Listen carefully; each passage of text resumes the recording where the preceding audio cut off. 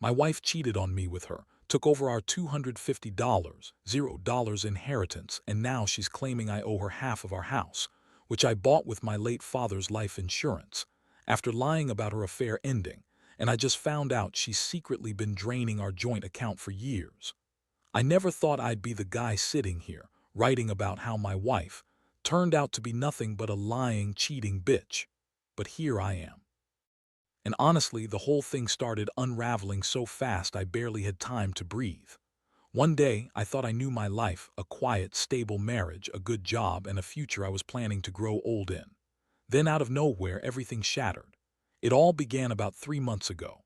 Had been acting weird, more distant, secretive about her phone, canceling plans at the last minute and snapping at me over nothing. At first, I thought she was just stressed from work or dealing with some personal stuff. She's always been a little high maintenance, a bit bitchy, but I figured that's just who she was. Still, I noticed her phone was glued to her hand. More than usual, and she'd get defensive if I tried to peek at her screen. That was the first warning sign, but I brushed it off. Then she started spending more time out with her after hours. She'd say she was just working late, but I could tell something was off. It was the way she'd avoid my questions, the way she'd get defensive if I mentioned wanting to come along.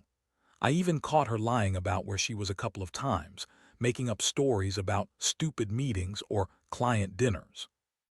I thought maybe I was overreacting, but deep down I felt something was wrong. One night I decided to check her phone, something I normally wouldn't do, but the gut feeling was gnawing at me. I didn't find anything explicit at first, just a bunch of work emails and some flirty texts with her boss, Mark, but nothing that screamed cheating.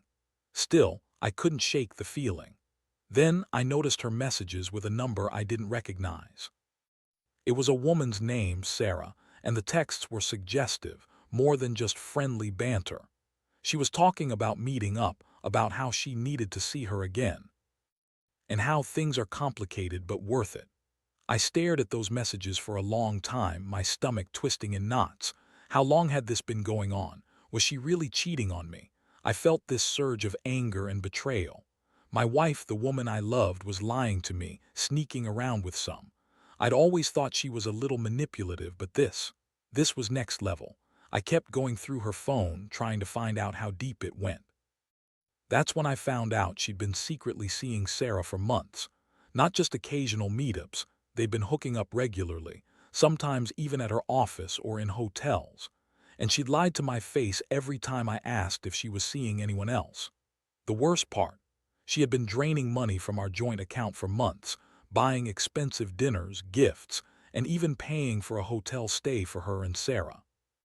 I checked our bank statements, and it was as if she'd been siphoning off our savings while pretending to be the perfect wife.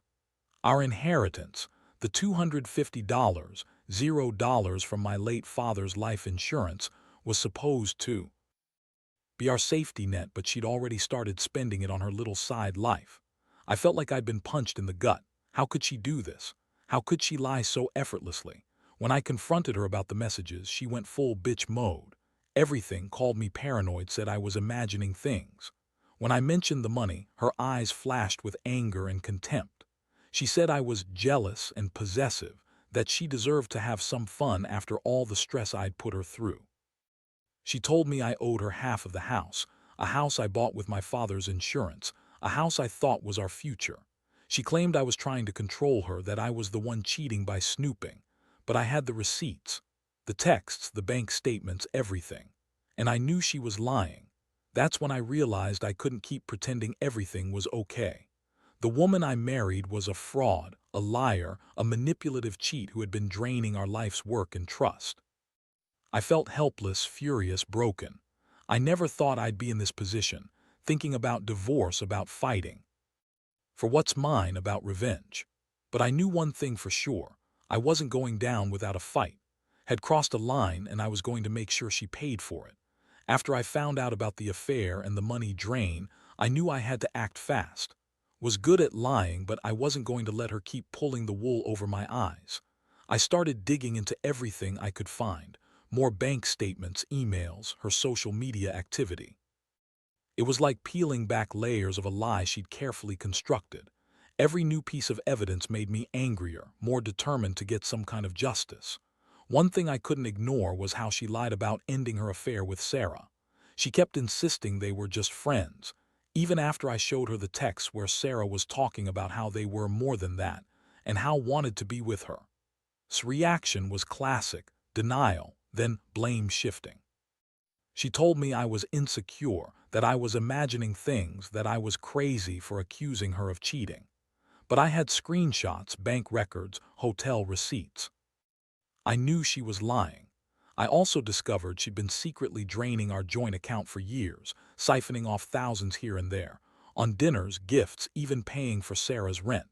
This wasn't just a fling, it was a full-blown betrayal, and she'd been doing it behind my back while pretending to be a loyal wife. The real shocker came when I found out she'd taken over the inheritance I thought was safe. That $250, $0 from my dad's life insurance. Gone.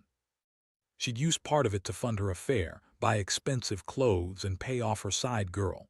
I don't even know how she managed to hide it for so long. I thought she was just a bitchy wife, but she was also a thief. That realization hit me hard. All these years, I worked my ass off to build a future, and she was just spending it on her own little secret life. The worst part was how she turned the tables on me during the confrontation. I told her I knew everything about her affair, the money, the lies. Her response: she started crying fake tears, calling me controlling, paranoid, and crazy. She said I was accusing her of things I just couldn't prove, even though I had all the proof right there. She called me possessive and jealous. And then, out of nowhere, she claimed I owed her half of the house. I bought that house with my father's insurance money, and she knew it. She's trying to gaslight me into thinking I'm some kind of deadbeat who owes her after all she's done. I felt my blood boiling. How could she be so brazen? How could she lie so effortlessly while secretly draining our account, cheating on me, and then trying to steal what's mine? I knew I had to do something. I couldn't just walk away and let her keep twisting everything in her favor. I started planning my next move, gathering more evidence, talking to a lawyer, and figuring out how to expose her for the manipulative, selfish bitch she'd become. I also realized I couldn't trust her anymore. Not that I ever really did, but this was something else. The woman I married, the woman I thought I knew, was a liar and a thief. And I was left sitting here, feeling like a fool for not seeing it. Sooner, I'd always believed I was the one providing stability, the one working hard for our future, and now I saw how she'd been secretly destroying it all. That's when I made a decision. I was done being naive. Was not going to get away with this. Not without consequences. I started to plan how I'd confront her again, but this time with everything laid out. I knew I had to be careful because she was manipulative and bitchy enough to spin things in her favor. But I also knew that I had the truth. And the truth, I realized, was my most powerful weapon. I wasn't going to let her walk all over me anymore. I was going to take back what was mine, and I was going to make sure she paid for what she'd done. The next steps wouldn't be easy, but I was ready to fight for my life, my money, and my future, alone if I had to. After gathering all the evidence, screenshots, bank statements, hotel receipts, and even some audio recordings of her trying to deny everything, I knew I couldn't just confront without a plan. I had to be strategic. I couldn't let her spin her lies or manipulate her way out of this mess again. So I set up a meeting, not just to talk, but to lay everything out in front of her with proof in hand. The day of the confrontation was tense. I told her I had something important to discuss, and I made sure it was somewhere private where she couldn't escape or call her lawyer. When she arrived, I was sitting at the dining table with all the evidence spread out, printouts of her texts, bank statements showing the withdrawals, hotel check-in info, and the recordings of her denying everything. Her face went pale when she saw it all. She tried to play it cool at first, but her voice trembled when I started talking. I told her I knew about her affair with Sarah, how she'd been lying and cheating for months, and how she'd been stealing from us the entire time. I threw the receipts on the table and watched her reaction. She looked furious, then defeated, then angry again. Her first response was denial. "That's not what you think," she said. "You're overreacting." But I cut her off and showed her the texts, the hotel receipts, the bank withdrawals. I told her I wasn't going to let her gaslight me anymore. Her reaction was classic. She started crying, calling me crazy, saying I was just jealous and insecure. She tried to make herself the victim, saying I was paranoid and controlling. She even accused me of cheating myself, which was laughable. She was the one sneaking around, not me. I told her I'd already talked to a lawyer and that I was planning to file for divorce. I wanted her to realize I wasn't just some naive husband anymore. I was done playing her game. Then she snapped. She called me heartless, vindictive, and accused me of trying to ruin her life. She said I was possessive and abusive, and that I owed her half of the house because we were married. I just stared at her, disgusted. That house was bought with my father's insurance money, and she knew it. I told her she was trying to steal what I worked for, and that her lies wouldn't hold up anymore. The moment I dropped the bomb about the inheritance, how she'd already spent most of it on her side life, her face twisted with rage. She shouted that I was lying, that I was jealous because she was having fun. She said I was a control freak, that I couldn't handle her independence. I told her that her fun was a betrayal, and that I wasn't going to sit back and watch her destroy what little was left of our life together. I told her she was a manipulative, selfish woman who was going to have to face the consequences. The biggest shock came when she finally admitted she'd been draining our joint account for years. She didn't deny it outright but tried to justify it by saying she needed money because I was never around, and that she deserved some happiness. That was the moment I realized she'd been planning this for a long time. She'd been secretly stealing from us, lying, cheating, and trying to turn everything against me. I told her I was done.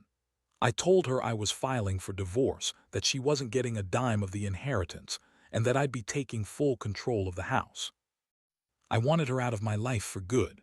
I told her I'd call the lawyer and she could expect to hear from him soon. Her face was a mixture of rage, fear, and contempt. She stormed out, screaming at me, calling me names, and saying I'd regret this. That night I sat alone in the house I'd built, feeling a strange mixture of relief and emptiness. Part of me felt victorious, finally exposing her, taking back control. But another part was devastated. How could I have been so blind? How could the woman I loved turn into this manipulative, selfish liar?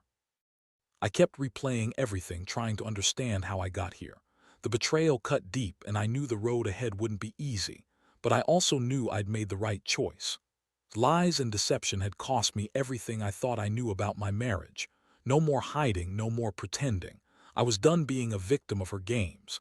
Now I was going to fight for what's mine, my house, my money, my peace of mind. And I'd never let her get away with it, not after everything she's done. The days that followed were a blur of legal calls, packing, and trying to piece my life back together. I couldn't sleep, kept waking up with the image of her face, angry, defiant, and somehow still so bitchy even as she was walking out the door. I'd never felt so betrayed, so disgusted with someone I once trusted with everything. The house, the money, our future, all gone through her lies and greed. I kept asking myself how I didn't see the signs sooner, how I could have been so blind to her manipulation. The first thing I did was contact a lawyer. I needed to protect what was mine, especially the house I bought with my father's insurance. I explained everything, her affair, the secret draining of our accounts, her claims about the house, and he confirmed what I already suspected. Because I bought the house with insurance money, it's legally mine. She has no claim to it, especially since I have proof of her deception. That was a huge relief, but it also made me realize how much she'd tried to steal from me, financially and emotionally. While I was sorting out the legal side, started making her moves. She called and texted nonstop, begging, crying, accusing me of ruining her life. She claimed she was sorry, but also insisted I owed her something for all she'd done. That's when I realized she was trying to manipulate her way back into my good graces, probably hoping I'd cave and give her a settlement or some part of the house. I refused to be played. I told her I had all the proof, and I was going to see this through legally. It was around this time I discovered she'd been secretly draining our joint account for years. I'd always known she was a little bitchy and manipulative, but this was next level.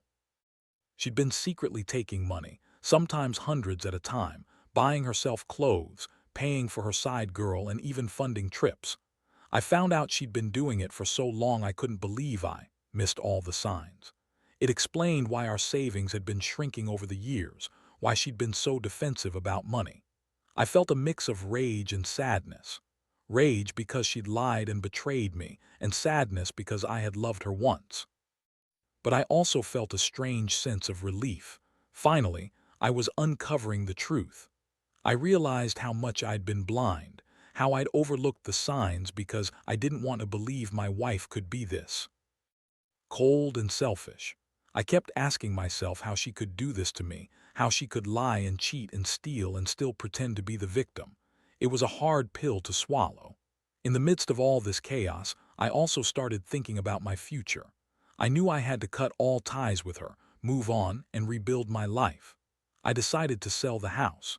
It was a painful decision because I'd put so much into it, but I couldn't keep living in a place that now felt like a monument to her betrayal. The plan was to downsize, get a smaller apartment, and focus on getting my finances in order. I also contacted some close friends who were supportive and told me to stay strong. That helped more than I expected. The emotional toll was heavy. I felt humiliated, angry, and deeply hurt.